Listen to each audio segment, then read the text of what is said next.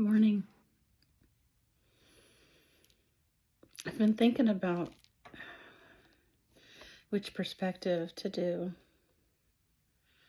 from this next set of verses in the book of Job. It seems like at different times in my life, the Lord highlights a different emphasis. Because we've talked about this in terms of the dominion that God wants to call us into, is like the shining ones in Daniel 12. But there aren't a lot of people currently on the earth that have authority over creatures like Behemoth or Leviathan. So I'm just going to let the Lord kind of lead the dance, which is when I'm at my finest. Starting in chapter 40, verse 15. Look now at the behemoth which I made along with you. Can you see him yet? He eats grass like an ox. See now his strength that is in his hips, and his power is in his stomach muscles. And he moves his tail like a cedar. And one of the things to consider is that sometimes God talks to us as his kids because we have that relationship with him. Sometimes he talks to us as friends. Hopefully we have that relationship with him. And sometimes he'll talk directly to that aspect of who we are that is part of creation. So along in Romans 8, when all creation groans, there is a part of me that has that type of expression and that type of receipt of relationship with the Lord. And when I think of Behemoth and I think of the strength and I think of the tail, he moves his tail like a cedar.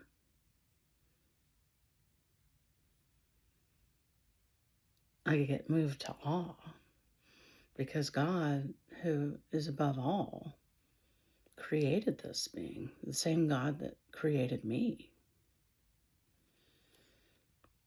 The sinews of his thighs are tightly knit. His bones are like beams of bronze. His ribs are like bars of iron. The ferocity of this creature. He is first of the ways of God.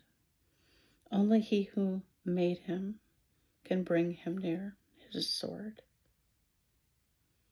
So there's a sovereignty about this creature that God is describing to Job as Job is moved into another level of understanding the power of his God. Surely the mountains yield food for him, and all the beasts of the field play there.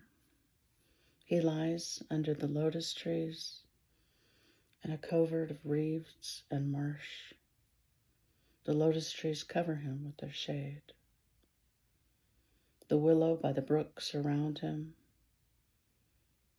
Indeed, the river may rage, yet he is not disturbed. So with all of that majesty, with all that strength, with all of that, whoa, what a creature. I think that everything in creation has some root of an aspect of our great King. And yet with all of this strength, we're seeing him in repose. We're seeing him at rest. And sometimes that's how we perceive God to be at rest. He helps quiet our souls. But that doesn't mean he's not strong. That doesn't mean he's not fearfully awesome in his power and might. He's confident Though the Jordan gushes into his mouth, though he takes it in his eyes, or one pierces his nose with a snare.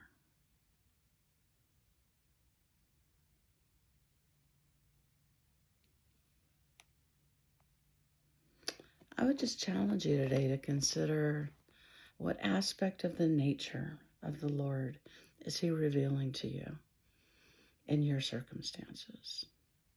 Is it the same across the board?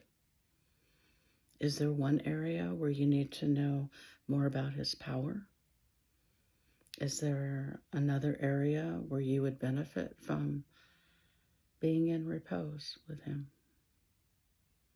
He is all things to all men. And he's expanding Job's understanding of that in these sacred words. I bless you today in Jesus' name.